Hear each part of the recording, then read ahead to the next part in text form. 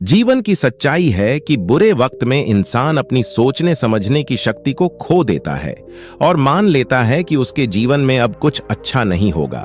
मगर क्या ये सोचना ठीक है? दोस्तों, यही इस कहानी के माध्यम से जानेंगे। एक बार एक सम्राट के पुराने वजीर की मृत्यु हो गई। वजीर बहुत बुद्धिमान व्यक्ति था, लेकिन उसकी अचानक मृत्यु हो गई, इसलिए अब नए मंत्री की तलाश शुरू की गई।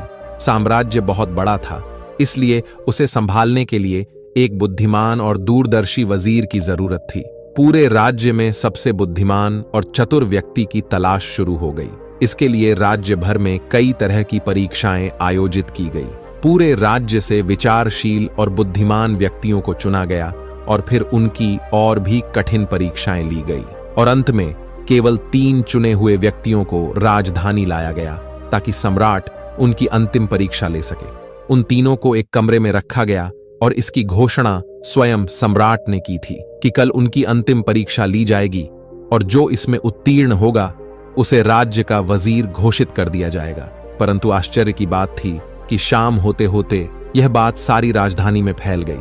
सम्राट कल कौन सी परीक्षा लेने वाला है? सारे शहर में इसी बात की चर्चा होने लगी, क्योंकि सम्राट एक बहुत ही अजीब परीक्षा लेना चाहता था। कल सुबह उन तीनों को महल के एक बड़े कमरे में बंद कर दिया जाएगा और एक बड़ा ताला लगा दिया जाएगा। उस कमरे का दरवाजा, वह ताला उस राज्य के कारीगरों, गणितज्ञों और इंजीनियरों द्वारा बनाया गया था। उस ताले पर कोई चाबी नहीं थी, केवल कानून पर गणित के कुछ अंक लिखे हुए थे और उन अंकों में कोई पहेली छिपी हुई थी। जो उस पहेली को हल कर लेगा वही उस ताले को खोल पाएगा। धीरे धीरे यह बात उन तीनों तक पहुंच गई कि कल उन तीनों को एक कमरे में बंद कर दिया जाएगा और वहां ताला लगा दिया जाएगा। इसकी कोई चाबी नहीं है, बस उस ताले पर गणित के कुछ नंबर लिखे हुए हैं जिसमें एक पहेली छिपी हुई है।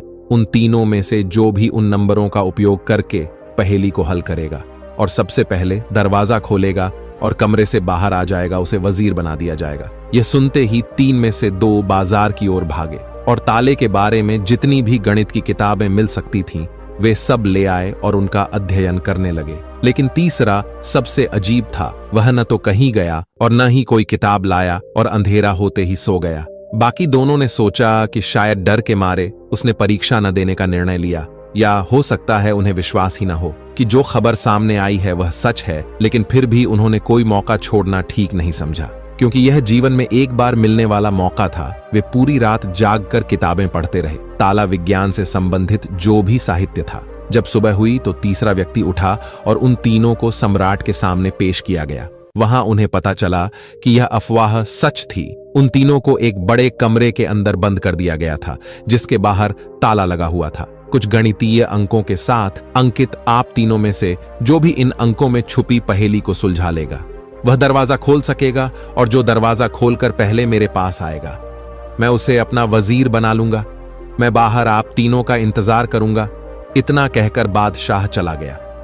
वे दोनों व्यक्ति जिन्होंने पूरी रात पढ़ाई की थी कुछ किताबें लाए थे। दरवाजा बंद होते ही उसने अपने कपड़ों में छुपी हुई उन किताबों को बाहर निकाला और ताले पर लिखे नंबरों को एक कागज के टुकड़े पर लिखकर उनका हल ढूंढने लगा।